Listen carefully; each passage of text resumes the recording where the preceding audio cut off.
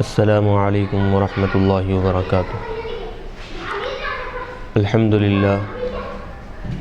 للہ رب العالمین، والصلاة والسلام علی اشرف الانبیاء والمرسلین وعلی آلہ واصحابہ اجمعین، اما بعد۔ محترم و مکرم سامعین، حاضرین و ناظرین اکرام، الحمدللہ جامعہ انواریہ کے زیر اہتمام مختلف کتابوں کی آڈیو اور ویڈیو ریکارڈنگ کا سلسلہ جاری ہے۔ تاریخ مشائخ چشت خلیق احمد نظامی صاحب کی ریکارڈنگ کا سلسلہ ہم نے شروع کیا ہے۔ الحمدللہ پچھلے درس میں صفحہ نمبر 86 تک یہ جو ہمارے سامنے قدیم نسخہ ہے مکمل ہم ریکارڈ کر چکے ہیں۔ آج کا درس انشاءاللہ صفحہ نمبر 87 سے اور جو باب شروع ہو رہا ہے صوفیہ کا تیسرا طبقہ، یہاں سے ہم آج کے درس کا آغاز کریں گے۔ اللہ تبارک و تعالیٰ سے دعا ہے اللہ تبارک و تعالیٰ ہمارے اس عمل کو اخلاص کے ساتھ جاری رکھنے کی توفیق عطا فرمائے، اور جو چیزیں ہم یہاں پر پڑھ رہے ہیں بزرگان دین کی تعلیمات اور ان کے واقعات، ان سے استفادہ کرنے اور ان تعلیمات پر عمل کرتے ہوئے زندگی گزارنے کی توفیق عطا فرمائے۔ صوفیاء کرام کا تیسرا طبقہ۔ تصوف کا یہ تیسرا دور 10ویں صدی عیسوی سے متعلق ہے، یعنی 10ویں صدی عیسوی، مطلب یہ کہ تیسرا دور جو ہے 10ویں صدی عیسوی، تو یہ جو عیسوی جو سال ہوتا ہے ہجری کے مقابلے میں عیسوی، جیسے ابھی چل رہا ہے 2020، تو یہ جو عیسوی جو تاریخ ہوتی ہے اس کے اعتبار سے یہ 2020 چل رہا ہے، تو وہ 10ویں صدی یعنی تقریباً آج سے قریب 1000 سال پہلے کی بات 10ویں صدی عیسوی سے متعلق ہے۔ اس زمانے کی صوفیاء کی ذہنی کیفیات کو سمجھنے کے لیے فقہ اسلامی کی تاریخ پر ایک سرسری نظر ڈالنے کی ضرورت ہے، یعنی اس زمانے کی صوفیاء کرام جو ہیں ان کے جو کیفیات ہیں، ذہنی جو خیالات ہیں، ان کو سمجھنے کے لیے اسلامی فقہ جو ہے اس پر سرسری طور پر تھوڑا سا اس پر گفتگو کرنے کی ضرورت ہے۔ جب اسلامی فتوحات کا دائرہ وسیع ہوا، یعنی اسلام میں اسلامی کامیابیاں، جنگیں وغیرہ، بہت سارے کامیابیاں اسلام کو بہت زیادہ حاصل ہوتی رہیں، اسلامی دائرہ بھی پھیلتا گیا اور اسلامی کامیابیوں کا، فتوحات کا دائرہ بھی پھیلتا گیا، اور نئے نئے ملک مسلمانوں کے زیر اثر آئے، تو اجتہاد اور استنباط کی ضرورت پڑی۔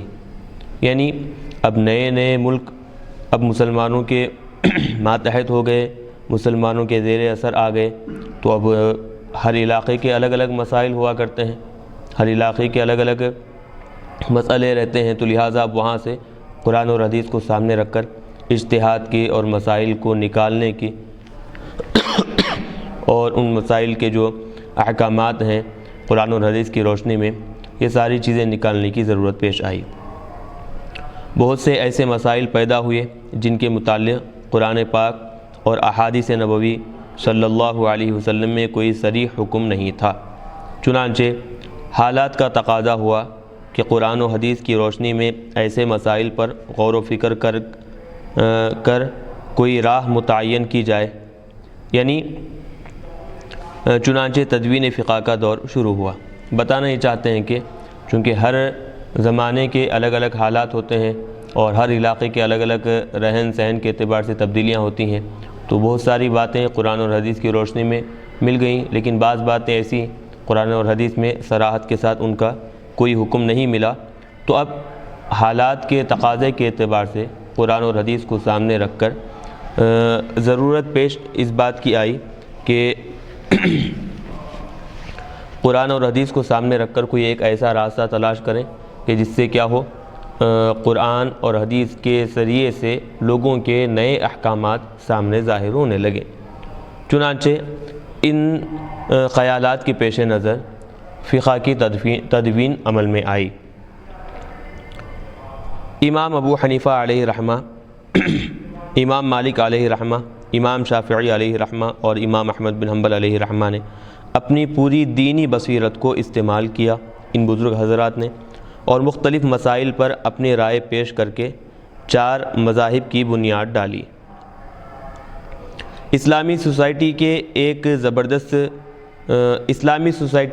زبردست ضرورت کو ان بزرگوں نے پورا کر دیا، یعنی چونکہ ایک ضرورت بھی تھی لوگوں کی کہ قرآن اور حدیث کی روشنی میں جو نئے مسائل پیدا ہو رہے ہیں ان کا کیا حکم ہونا چاہیے، تو لوگ بہت زیادہ اس کی ضرورت محسوس کر رہے تھے۔ تو ان بزرگ حضرات نے قرآن اور حدیث کو سامنے رکھ کر ایسے راہ لوگوں کو فراہم کر دیے کہ ان پر عمل کرنا بالکل لوگوں کے لیے آسان ہو گیا۔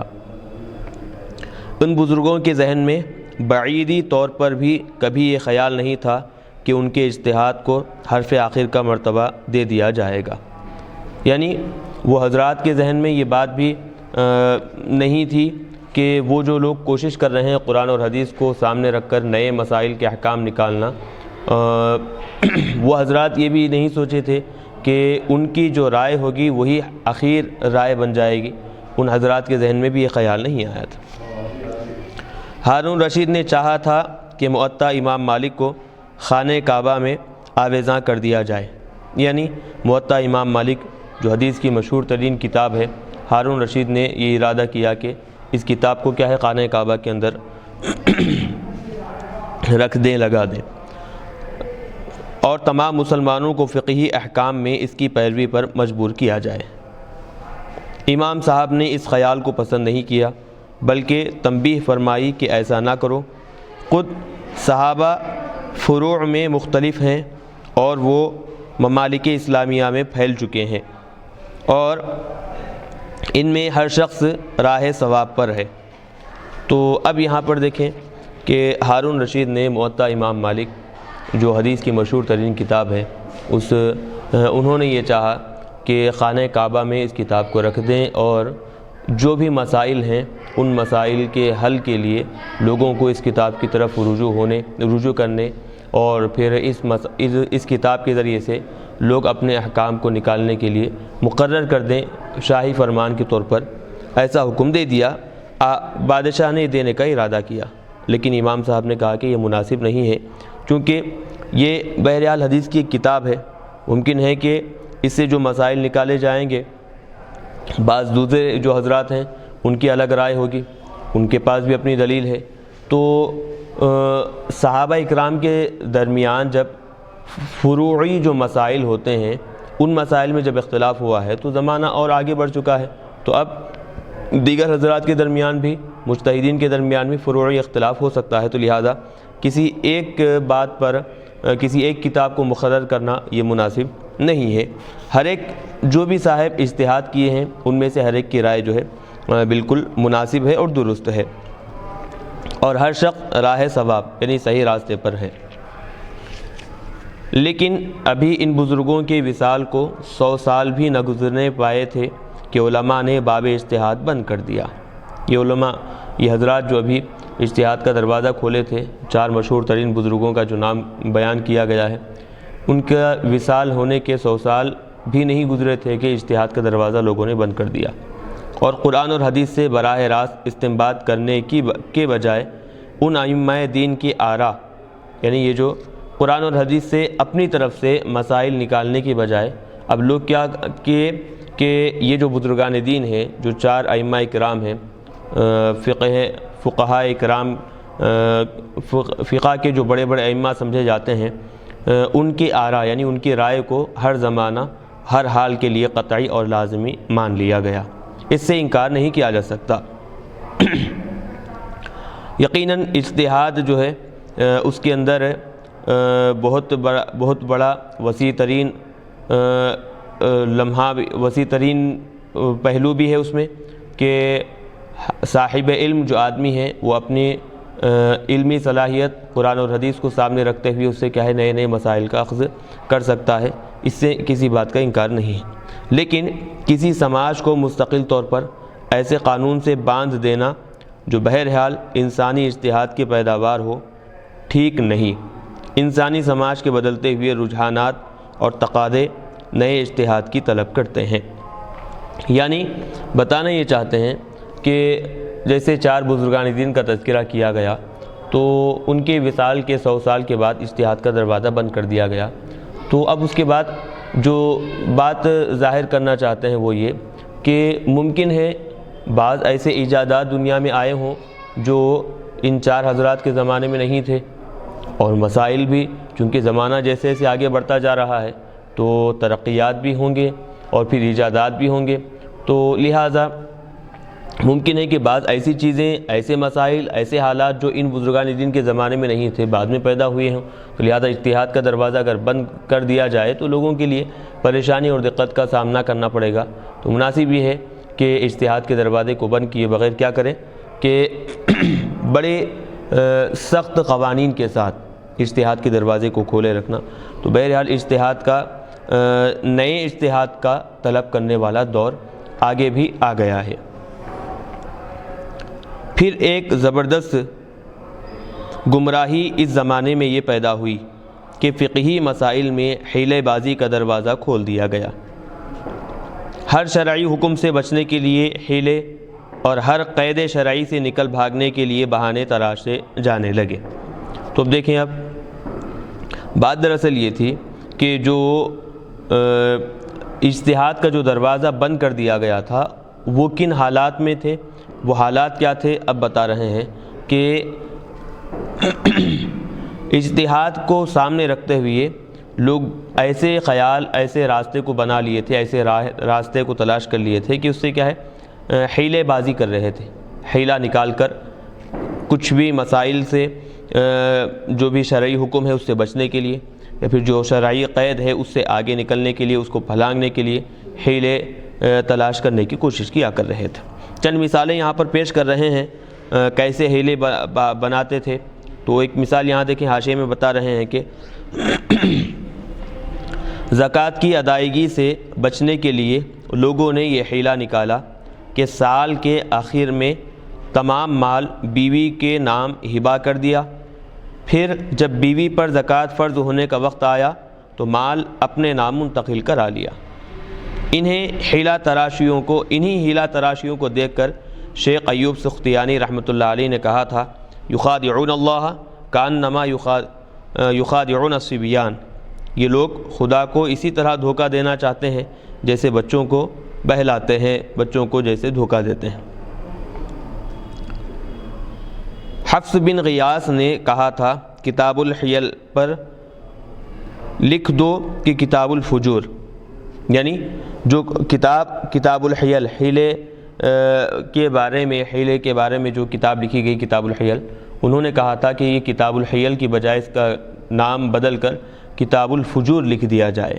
یعنی لوگ ایسی باتیں نکالنے لگے کہ جس سے شرعی احکامات سے بچ جائیں، شرعی حدود سے نکل جائیں، ایسے اپنی طرف سے یہ حیلے بہانے شروع کرنے لگے تھے۔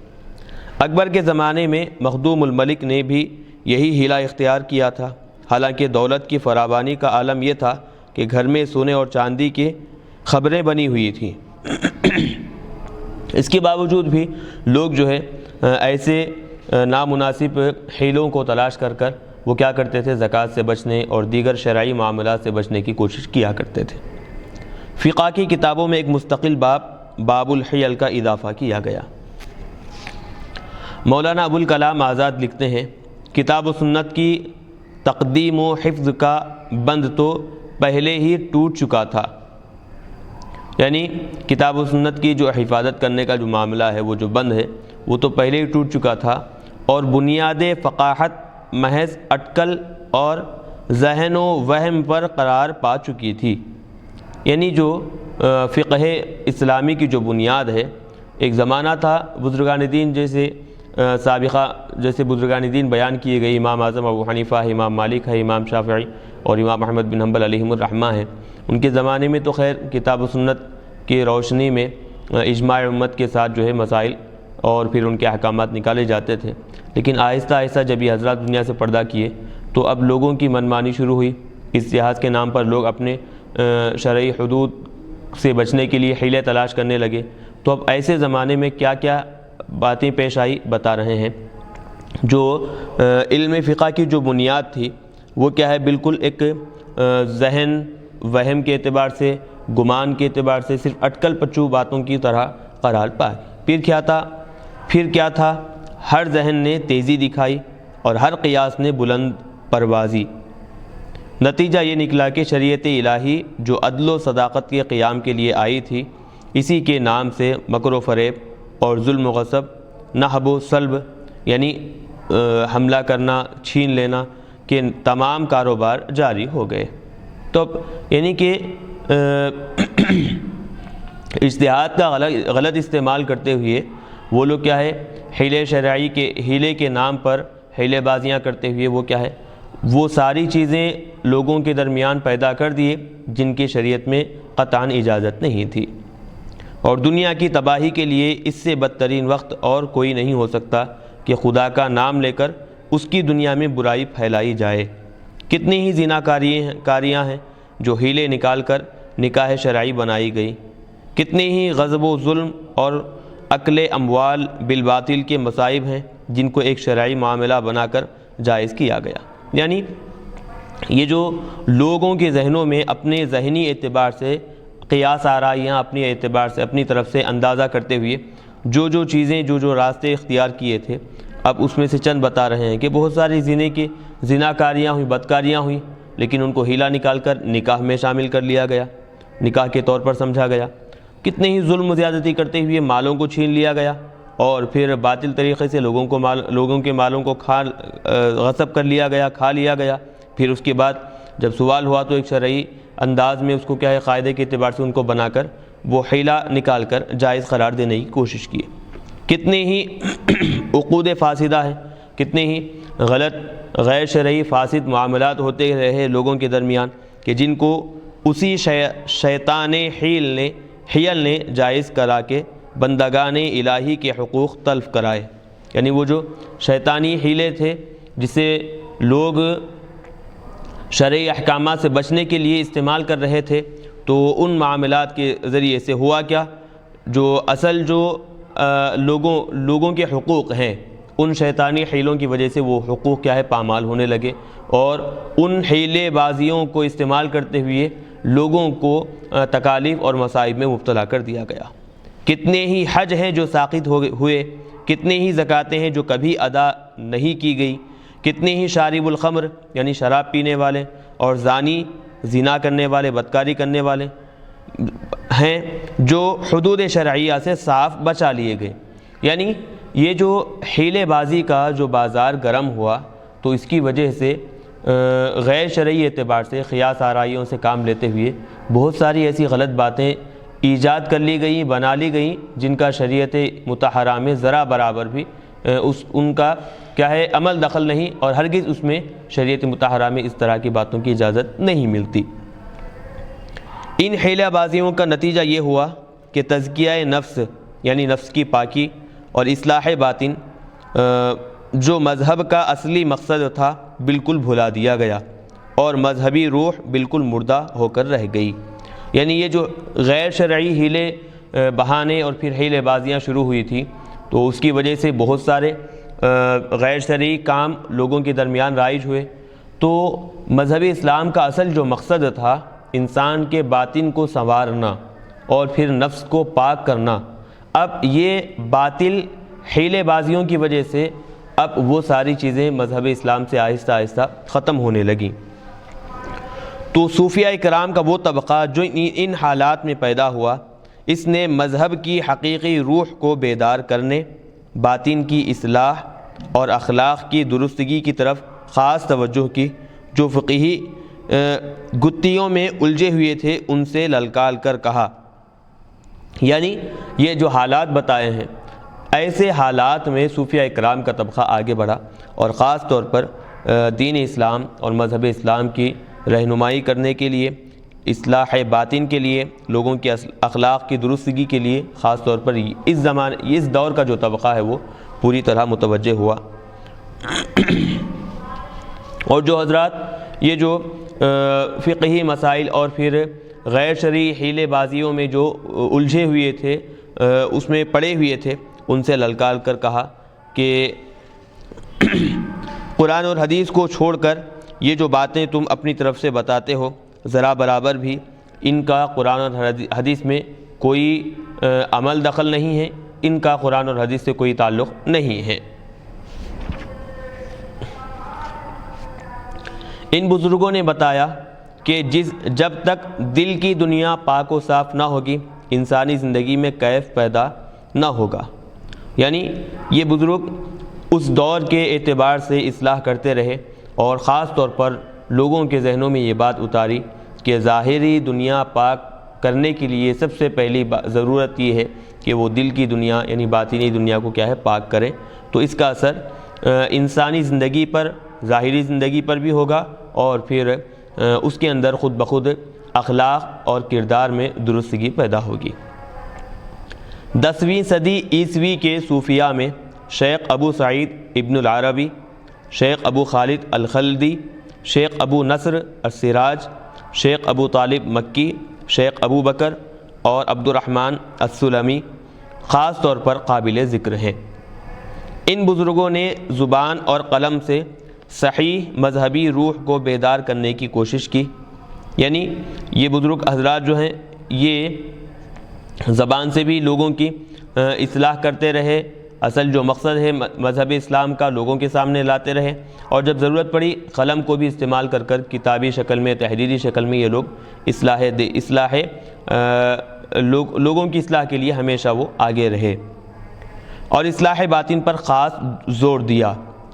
ان حیلہ بازیوں کو دور کرنے کے لیے جنہوں نے باطنی زندگی کو گندہ کر دیا تھا، ضروری تھا کہ اخلاق کی صحیح تعلیم لوگوں کو دی جائے، یعنی جو حیلے بازیوں کی وجہ سے لوگوں کے اخلاق بالکل خراب ہو چکے تھے، تو وقت کا تقاضا بھی تھا اور حالات بھی اس بات کو چاہتے تھے کہ لوگوں کے اخلاق کو درست کیے جائیں اور انہیں بتایا جائے کہ کسی قسم کی انسانی ترقی اس وقت تک ممکن ہی نہیں جب تک انسان کا دل تمام آلودگیوں سے پاک نہ ہو جائے۔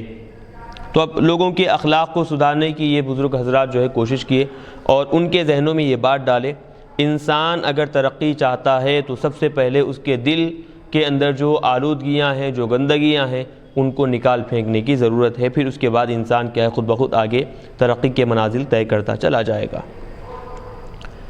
صوفیاء کے نزدیک اخلاق کا جو معیار تھا اس کے متعلق مولانا شبلی کی یہ عبارت بڑی بصیرت افروز ہے۔ شریعت اور علم الاخلاق میں جن احکام کی تعلیم دی جاتی ہے، مثلا صبر، رضا، توکل، استغنا یعنی بے نیازی، قناعت یعنی تھوڑے سے مال پر اکتفا کر لینا وغیرہ وغیرہ، ان پر انسان عمل کرتا ہے تو اس بنا پر کرتا ہے کہ شریعت نے اس کی تعلیم دی ہے، اور شریعت کی سرتابی عذاب قیامت کے مستوجب ہے، یعنی شریعت کے احکامات کو پھلانگنا، ان کو چھوڑ دینا، یہ کیا ہے قیامت کے دن عذاب الہی کو اپنے اوپر واجب کر لینے کا یہ سبب ہے۔ لیکن تصوف میں ایک حالت طاری ہو جاتی ہے جس سے خود بخود اخلاق پیدا ہوتے ہیں۔ صوفی دل پر جبر کر کے صبر اختیار نہیں کرتا، بلکہ طبعاً اس سے صبر سرزد ہوتا ہے، یعنی مطلب صوفی کیا کرتا ہے، زبردستی صبر کرانے کے لیے دل کو تیار نہیں کرتا، بلکہ دل کو ایسا بنا لیتا ہے کہ خود بخود وہ صبر کرنے کے لیے تیار ہو جاتا ہے۔ وہ نماز اس لیے نہیں پڑھتا کہ نہ پڑھوں گا تو دوزخ میں جانا پڑے گا، بلکہ اس لیے پڑھتا ہے کہ نہ پڑھنا اس کے اختیار میں نہیں۔ یہ تصوف کا عملی حصہ ہے، یعنی صوفیاء کرام جو تعلیمات قرآن اور حدیث کے ہیں، تو صوفیاء کرام لوگوں کے اخلاق کو سدھارنے کے لیے ان تعلیمات کو عملی جامہ پہناتے اور پھر عملی طور پر، پریکٹیکلی طور پر لوگوں کو ساری باتیں بتایا کرتے تھے۔ اس دور کے صوفیاء نے تصوف کے اسی عملی حصے پر زور دیا تھا۔ اس مقصد کے حصول کے لیے انہوں نے مشائخ متقدمین کے حالات اور سوانح کو بطور نمونہ پیش کیا، یعنی یہ جو صوفیاء کا تیسرا طبقہ ہے، جو حالات پیچھے بتائے گئے ہیں لوگوں کے کیا حالات تھے، تو ان حالات میں لوگوں کو صحیح راستے پر لانے کے لیے اور اسلام کا اور پھر لوگوں کی زندگی کا اصل مقصد بتانے کے لیے وہ لوگ کیا کیے، ان سے پہلے جو بزرگان دین تھے مشائخ متقدمین جو پہلے والے جو متقدمین مشائخین تھے ان کے حالات لوگوں کے سامنے نمونے کے طور پر پیش کرتے رہے کہ دیکھو یہ بزرگ ایسے تھے اور آج ہم ایسے ہیں، تو ان کی زندگی سے لوگ کیا ہے نصیحت حاصل کیا کرتے تھے۔ شیخ ابو سعید ابن العربی، شیخ ابو محمد الخلدی، شیخ ابو عبد الرحمن کی کتابوں کا منشا یہی تھا۔ شیخ ابو سعید ابن العربی بڑے جید عالم، محدث اور فقیہ تھے۔ خواجہ جنید بغدادی علیہ رحمہ کے مرید تھے۔ انہوں نے طبقات نامی کتاب لکھی جس میں متقدمین صوفیاء کے حالات اور تعلیمات کو بڑی تفصیل سے پیش کیا ہے۔ بدقسمتی سے یہ کتاب اب ناپید ہے، یعنی شیخ ابو سعید ابن العربی کی جو کتاب ہے وہ کتاب کون سی کتاب؟ وہ بھی طبقات نامی جو کتاب ہے وہ اب دستیاب نہیں ہے، بالکل ختم ہو چکی۔ لیکن اس کے جو اقتباسات، اس کتاب سے جو بعض چیزیں جو لیے ہوئے دوسری کتابوں میں منتقل کیے گئے ہیں، کتابوں میں ملتے ہیں، ان سے معلوم ہوتا ہے کہ یہ کتاب اپنے موضوع پر بہت مستند تھی اور محنت سے ترتیب دی گئی تھی۔ اگرچہ کتاب دنیا میں نہیں ہے، لیکن اس کتاب کے بعض جملے، بعض باتیں جو دوسری کتابوں میں بطور دلیل کے اقتباس کے طور پر پیش کیے گئے ہیں، تو وہ باتیں اگر مطالعہ کریں، پڑھیں تو معلوم ہوتا ہے کہ یہ کتاب جو اصل ہے وہ اپنے موضوع کے اعتبار سے بڑی مستند تھی۔ شیخ ابو محمد الخلدی رحمۃ اللہ علیہ نے حکایات الاولیاء اسی زمانے میں لکھی۔ یہ کتاب بھی اب معدوم ہے، یعنی اب یہ کتاب بھی بازار میں دستیاب نہیں ہے۔ مشائخ کے حالات میں جس کتاب کو سب سے زیادہ شہرت حاصل ہوئی وہ ابو عبد الرحمن سلمی رحمۃ اللہ علیہ کی طبقات الصوفیین ہے۔ اس کتاب کو جے پیڈرسن مرتب کر رہے ہیں۔ طبقات الصوفیین بہت سی کتابوں کا ماخذ ہے، یعنی یہ کتاب دراصل کیا ہے، بہت سی کتابوں سے تھوڑا تھوڑا حصہ لیا گیا ہے۔ شیخ عبداللہ انصاری رحمۃ اللہ علیہ نے طبقات صوفیہ میں اسی سے مدد لی۔ پھر مولانا جامی رحمۃ اللہ علیہ نے نفحات الانس کی ترتیب میں طبقات صوفیہ کو اپنا رہبر بنایا۔ یعنی طبقات الصوفیین یہ کتاب ایسی ہے کہ بہت سارے لوگ الگ دوسری کتابیں لکھنے کے لیے اس کتاب کی طرف متوجہ ہوئے اور اس کتاب کا سہارا لینے لگے۔ اس زمانے میں ایک زبردست کوشش یہ بھی کی گئی کہ تصوف کو شریعت اسلامی کے مطابق ثابت کیا جائے، یعنی تصوف اور شریعت دو الگ الگ چیزیں نہیں ہیں بلکہ دونوں ایک ہی چیزیں ہیں، ان کو ایک ہی ہیں، یہ ثابت کرنے کی بہت کوشش کی گئی۔ شیخ ابو طالب مکی رحمۃ اللہ علیہ اور شیخ ابو بکر رحمۃ اللہ علیہ میں یہ چیز خاص طور سے قابل غور ہے کہ یہ حضرات خاص طور پر اس پر توجہ دیتے تھے۔ شیخ ابو طالب رحمۃ اللہ علیہ قرآن اور حدیث پر بڑی گہری نظر رکھتے تھے۔ قوت القلوب میں انہوں نے یہ ثابت کرنے کی کوشش کی ہے کہ تصوف حقیقتاً قرآن اور حدیث کی پیداوار ہے، یعنی چونکہ قرآن اور حدیث پر بہت گہری نظر بھی تھی تو انہوں نے تصوف اپنے علم کے اعتبار سے یہ ثابت کیا ہے کہ تصوف قرآن اور حدیث کی علوم میں سے ایک علم ہے، یہ کوئی الگ نئی چیز نہیں ہے۔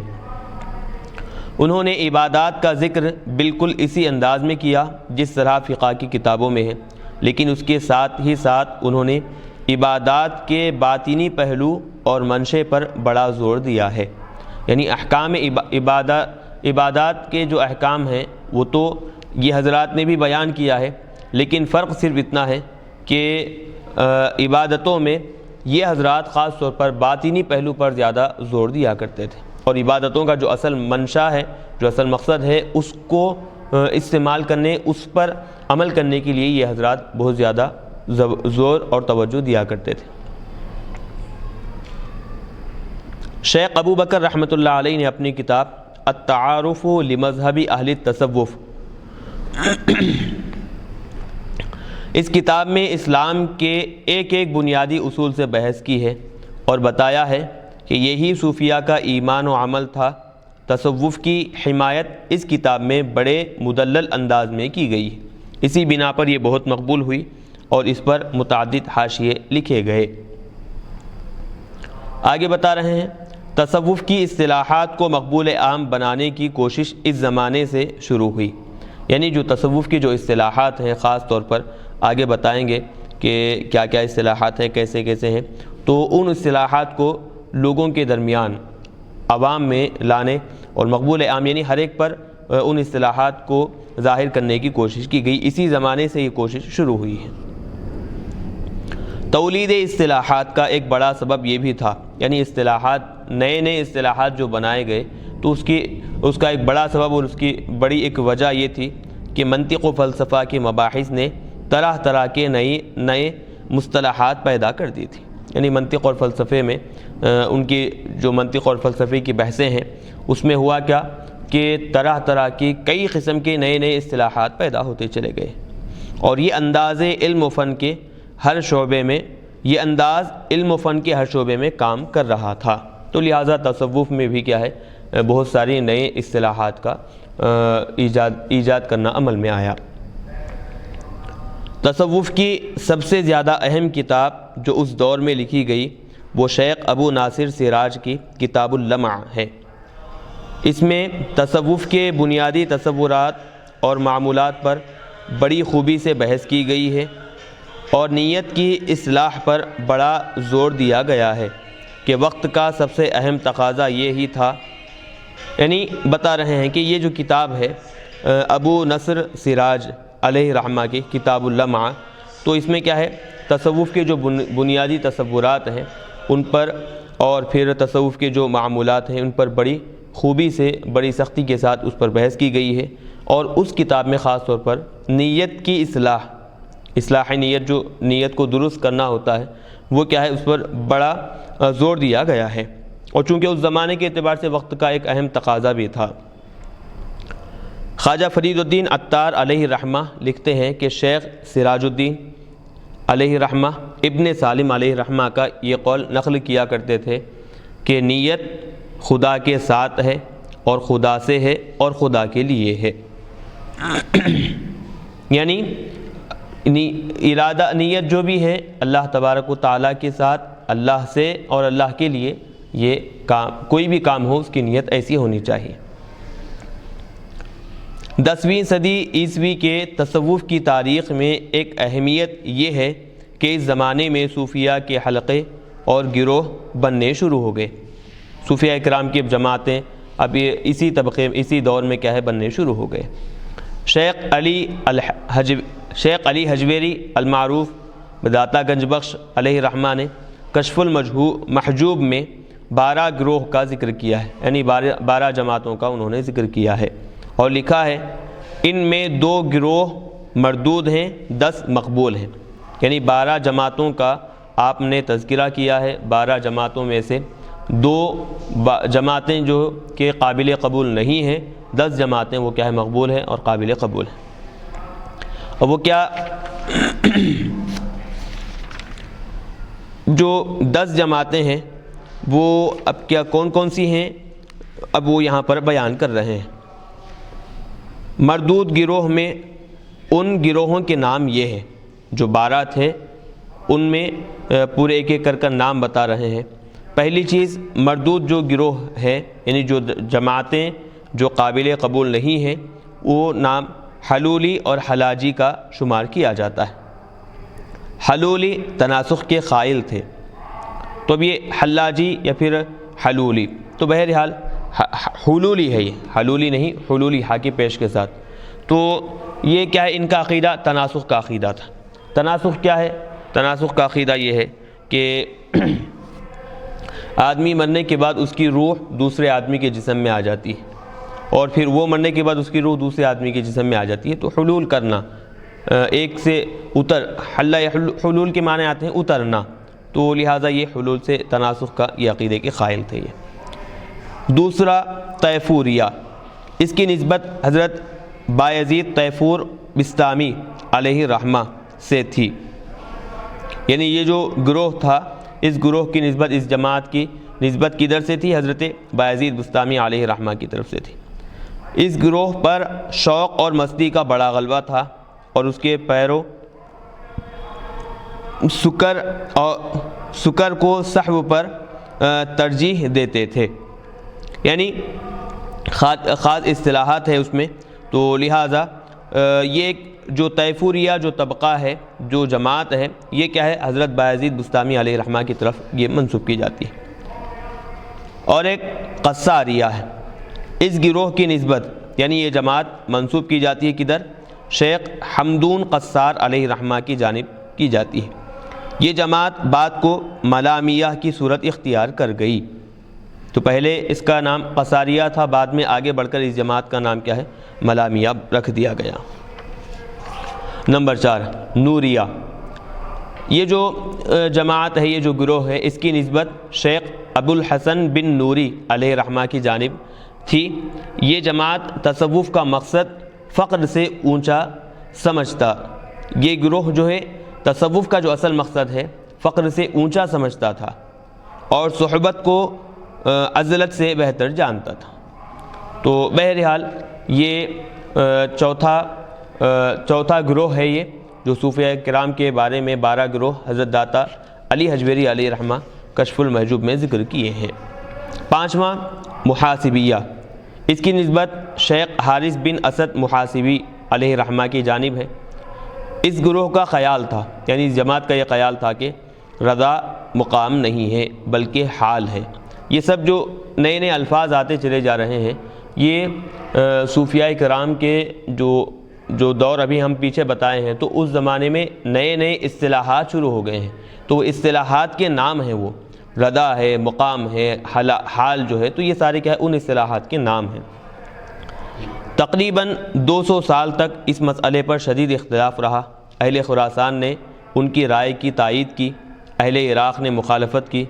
شیخ حجویری علیہ رحمہ لکھتے ہیں، ان دونوں قوموں میں آج تک اختلاف پڑا ہوا ہے۔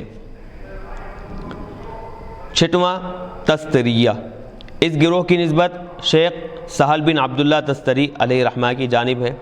اس گروہ میں یعنی یہ جو جماعت ہے، اس میں تزکیہ نفس کے اصول ترتیب دیے گئے، نفس کی پاکیزگی کے جو اصول ہوتے ہیں تو ان کو ترتیب دیے گئے۔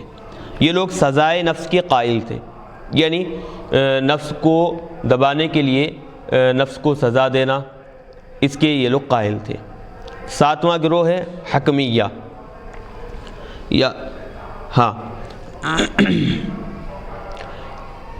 اس کی نسبت حضرت ابو عبداللہ بن علی حکیم ترمذی سے تھی۔ ولایت کا تصور اسی گروہ سے شروع ہوا ہے۔ حکیم ترمذی علیہ رحمہ کا قول تھا کہ تمام دنیا اللہ کے ولیوں میں تقسیم ہے، اور ہر علاقہ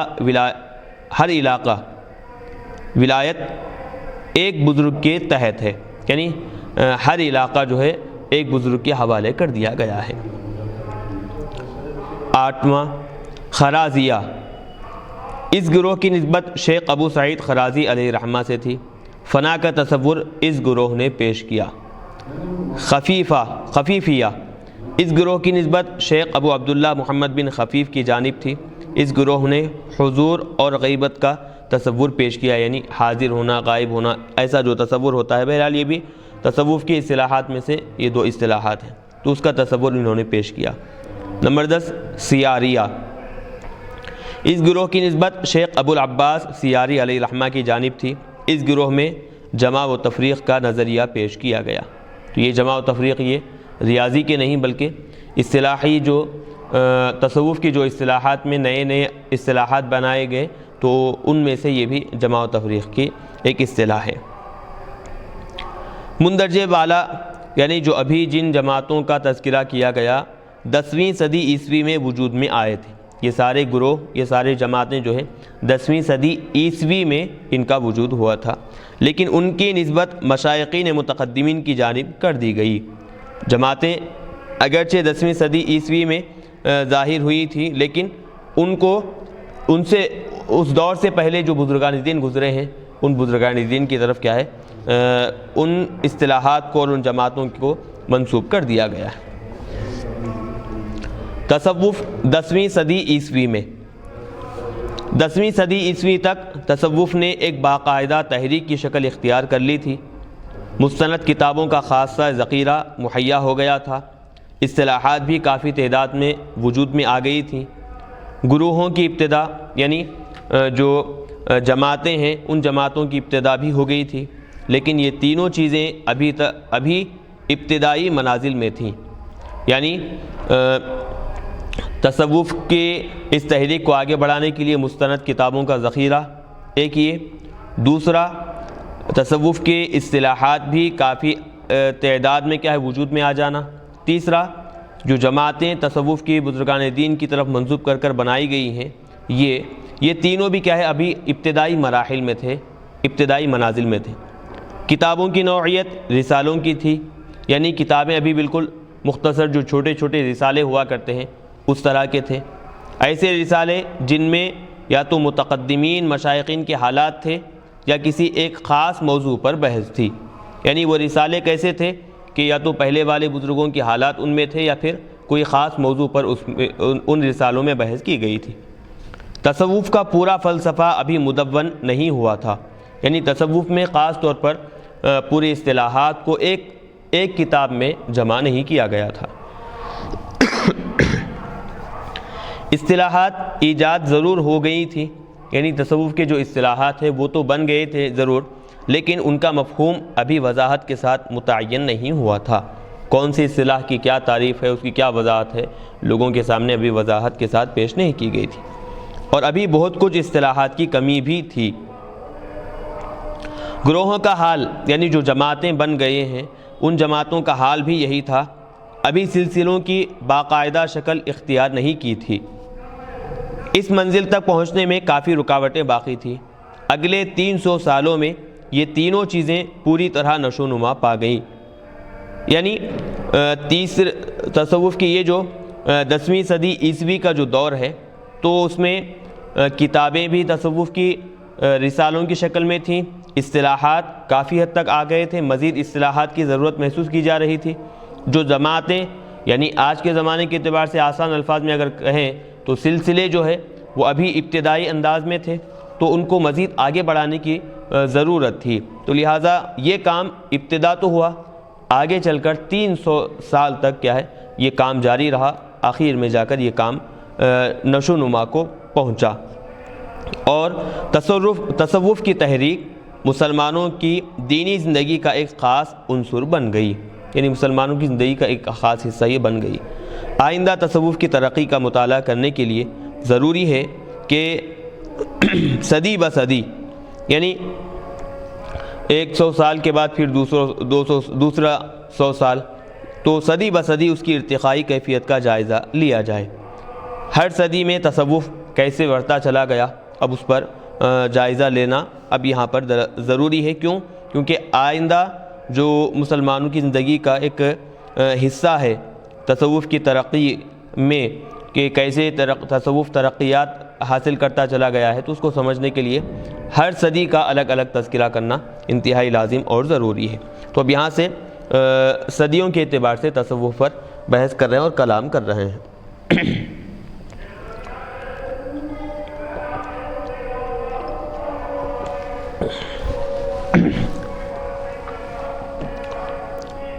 تصوف 11ویں صدی عیسوی میں، 11ویں صدی عیسوی کے مشائخ میں مندرجہ ذیل بزرگ خاص طور سے قابل ذکر ہیں، یعنی 11ویں صدی عیسوی میں ابھی جن حضرات کا بھی تذکرہ کیا جا رہا ہے وہ حضرات خاص طور پر ذکر کیے جائیں۔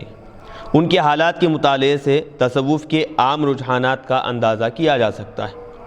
پہلے بزرگ شیخ ابو نعیم اصبہانی، دوسرے شیخ ابو القاسم خشیری، تیسرے شیخ علی حجویری، اس کے بعد چوتھے ہیں شیخ عبداللہ انصاری، پانچویں ہیں شیخ ابو سعید ابو الخیر۔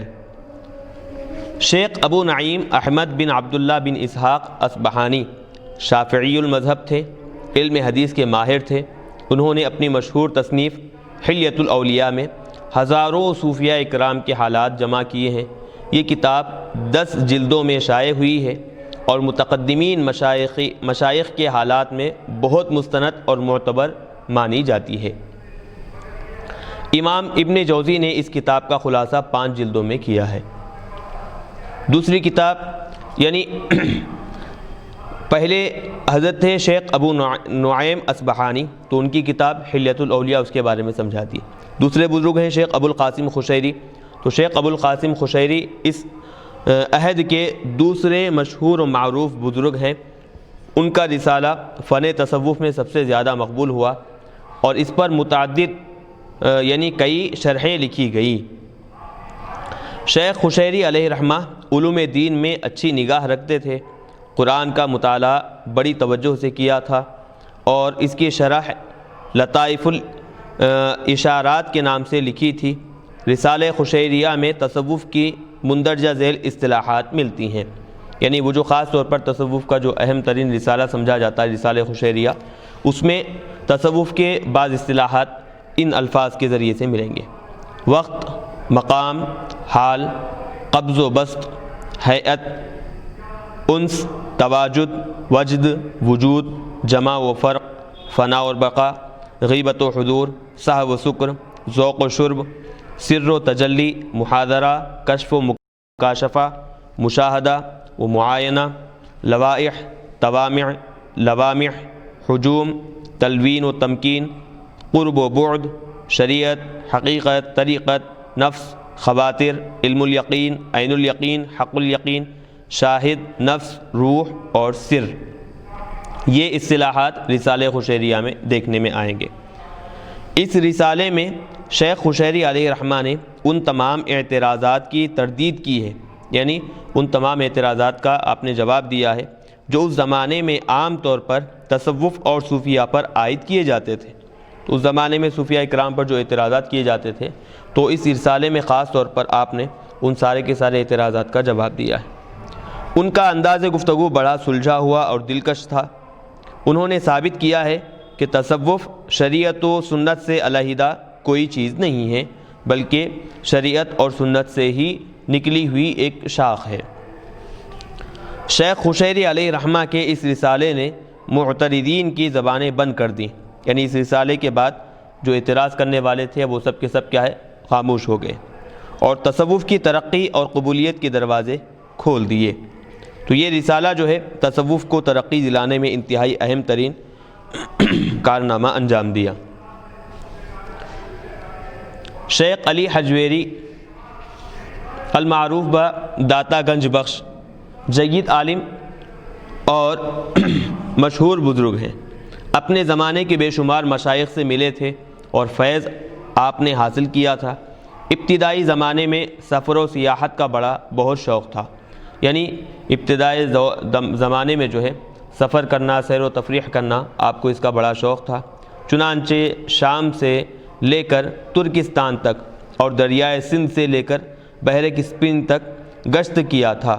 آخر میں لاہور آئے اور پھر وہیں کے ہو رہے، یعنی وہیں پر آپ رہ گئے۔ شیخ حجویری علیہ رحمہ نے کشف المحجوب میں اپنی 9 تصانیف کا ذکر کیا ہے۔ اب سوائے کشف المحجوب کے سب معدوم ہو گئی، یعنی کشف المحجوب جو حضرت داتا گنج بخش علیہ رحمہ کی لکھی ہوئی ہے، اس میں آپ نے اپنے 9 کتابوں کا ذکر کیا ہے، لیکن ان 9 کتابوں میں اب سوائے کشف المحجوب یہ جو کتاب ہے، اس کے علاوہ باقی سب کتابیں اب کیا ہے بازار میں دستیاب نہیں ہیں۔ کشف المحجوب کا شمار تصوف کی اعلیٰ ترین کتابوں میں کیا جاتا ہے۔ دارا شکوہ نے لکھا ہے، کشف المحجوب مشہور و معروف ہے، کسی کو اس پر اعتراض کی جرأت نہیں ہو سکتی۔ وہ مرشد کامل ہے۔ فارسی زبان میں تصوف میں ایسی عمدہ کتاب تصنیف نہیں ہوئی۔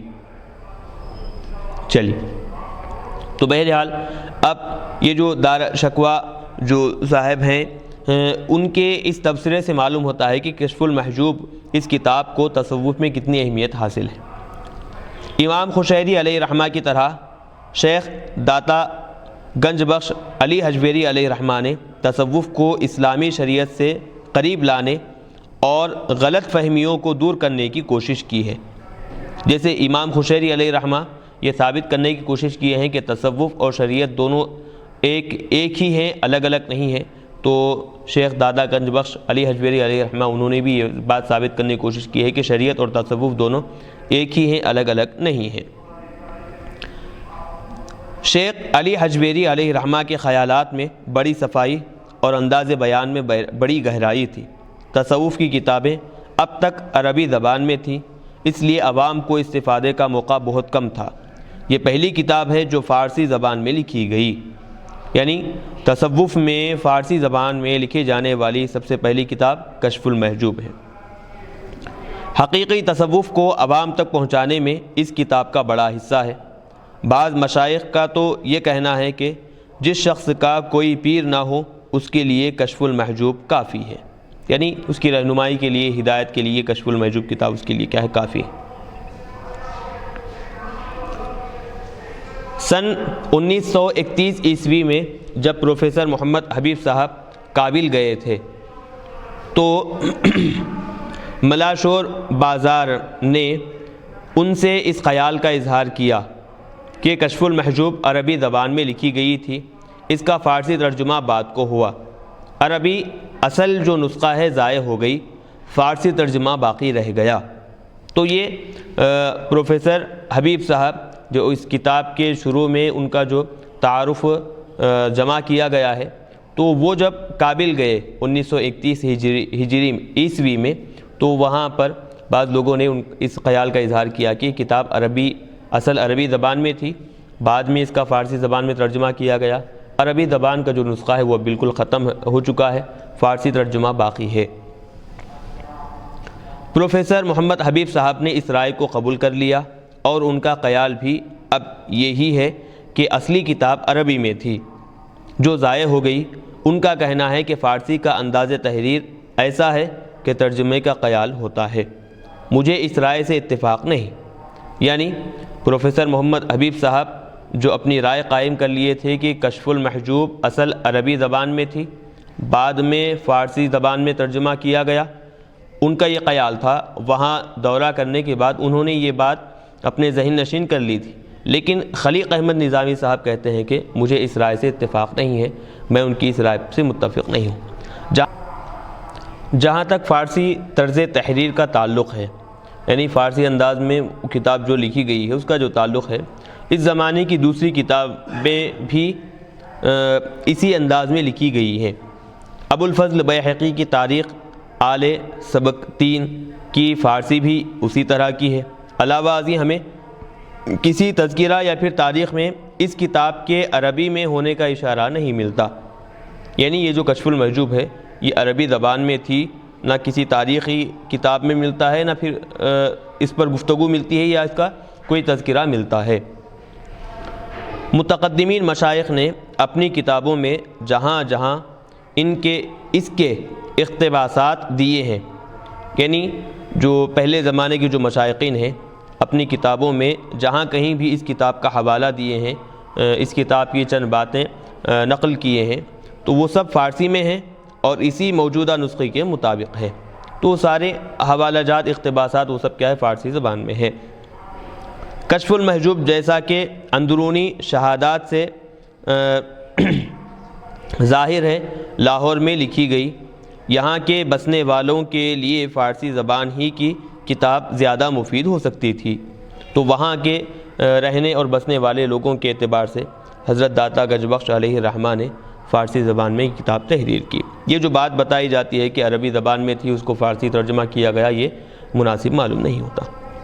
بہرحال عرض کرنے کا مقصد یہ ہے کہ شیخ علی حجویری علیہ رحمہ کی اس کتاب نے ایک طرف تصوف سے متعلق عوام کی غلط فہمیوں کو دور کیا، دوسری طرف اس کی ترقی کی راہیں کھول دیں، تو دونوں کام اس کتاب سے ظاہر ہوئے، انجام دیے گئے۔ شیخ عبداللہ انصاری ہروی پیر ہری کے نام سے مشہور رہے، اپنے زمانے کے مشہور محدث اور صوفی تھے۔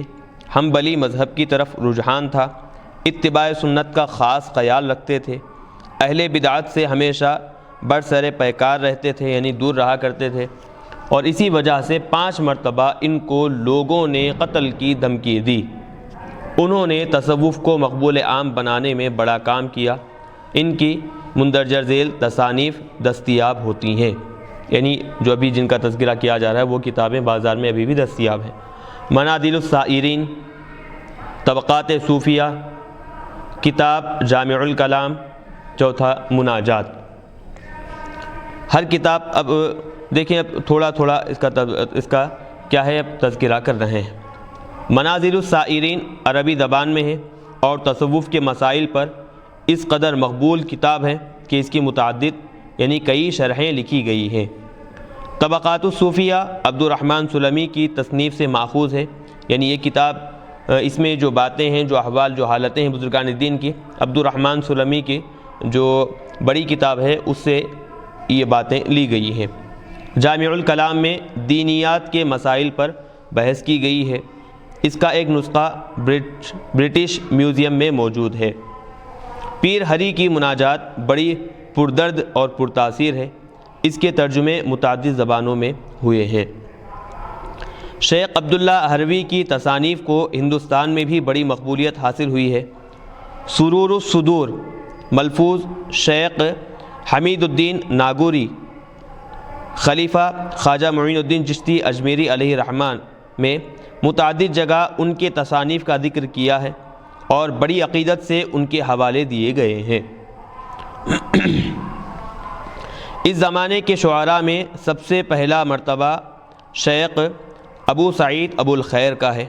جن بزرگوں کا اب تک ذکر کیا گیا انہوں نے اپنی تصانیف مناجات کے علاوہ، یعنی اپنی کتابیں مناجات کے علاوہ فارسی یا عربی نثر میں چھوڑی ہے۔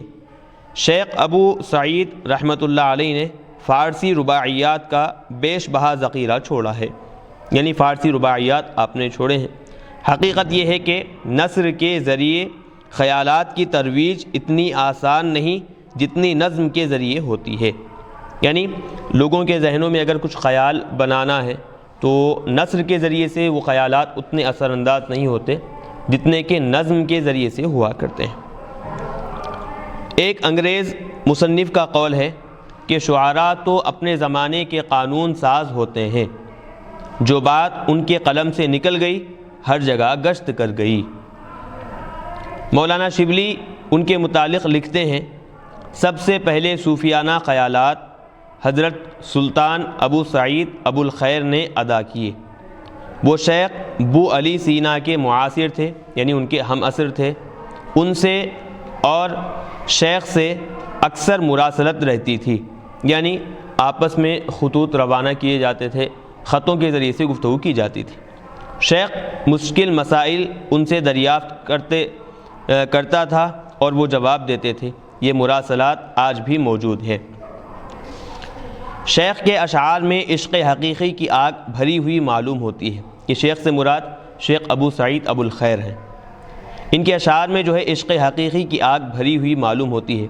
ان کے دو رباعیہ جو مولانا شبلی نے انتخاب کی ہے ان کے جذبات عشق کے آئینہ دار ہیں، یعنی عشق حقیقی کا جو جذبہ ہے ان کے ان دو رباعیوں سے کیا ہے ظاہر ہوتا ہے۔ مختصراً اس صدی میں تصوف کی حالات یہ تھی، تصوف کے خیالات تیزی کے ساتھ عوام میں پھیل رہے تھے۔ تقریباً ہر مذہب کے مشاہیر صوفیہ، یعنی مشہور جو صوفیہ کرام ہیں اور علماء کرام نے تصوف کی حمایت میں قلم اٹھا لیا۔ شیخ ابو نعیم اصبہانی شافعی مذہب تھے، شیخ علی حجویری حنفی تھے، شیخ عبداللہ انصاری حنبلی تھے۔ تو ہر مذہب سے تعلق رکھنے والے علماء کرام نے، صوفیہ کرام نے کیا کیا، اپنا قلم اٹھایا اور اس قلم کے ذریعے سے لوگوں کی اصلاح کی کوشش کی۔ تصوف اور شریعت اسلامیہ کے درمیان تطابق کی کامیاب کوشش کی گئی۔ تطابق یعنی دونوں ایک ہی ہیں، الگ الگ چیزیں نہیں ہیں، دونوں میں مطابقت پیدا کرنے کی، یکسانیت پیدا کرنے کی کوشش کی گئی، ایک ہے بتانے کی کوشش کی گئی۔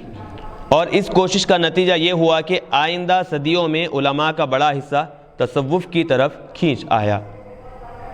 شیخ ابو سعید ابو الخیر نے اپنی رباعیات، شیخ عبداللہ ہروی نے اپنی مناجات اور شیخ علی حجویری علیہ الرحمہ نے اپنی کشف المحجوب کے ذریعے تصوف کے خیالات کو عوام تک پہنچا کر تصوف کے عوامی تحریک بننے اور سلاسل کے منظم ہونے کا سامان بہم پہنچا دیا۔ یعنی جو تصوف کی عوامی تحریک ہے وہ، اور پھر جو سلسلے باضابطہ منظم انداز میں جو ترتیب دیے جا رہے ہیں، تو ان کے لیے ایک بڑا راستہ یہ کتابیں اور شیخ ابو سعید ابو الخیر کی رباعیات اور پھر عبداللہ حروی کی مناجات، ان چیزوں نے کیا ہے یہ ایک بڑا راستہ فراہم کیا ہے۔ تو الحمدللہ ہم اس نشست میں جو ہے 11ویں صدی عیسوی میں جو تصوف ہے وہاں تک ہم مکمل طور پر ریکارڈ کر چکے ہیں۔ تو ہمارے سامنے یہ جو قدیم نسخہ ہے، یہ نسخے تقریباً اس کے 102 صفحے ہم مکمل اب یہاں پر ریکارڈ کر چکے ہیں۔ آخر میں اللہ تبارک و تعالیٰ سے دعا ہے کہنے سننے سے زیادہ عمل کرنے کی توفیق عطا فرمائے۔ جو چیزیں ہم یہاں پر پڑھے ہیں، تعلیم حاصل کی ہیں، اس پر عمل کرتے ہوئے زندگی گزارنے کی توفیق عطا فرمائے۔ اور خاص طور پر اس کتاب کی ریکارڈنگ میں جو صاحب تعاون کر رہے ہیں سید مکرم کوتوال چشتی صاحب، اللہ تبارک و تعالیٰ ان کو دین اور دنیا میں کامیابی و کامرانی عطا فرمائے۔ وصلی اللہ تعالیٰ وسلم علی خیر خلق محمد وعلی آلہ واصحابہ اجمعین، الحمد للہ رب العالمین۔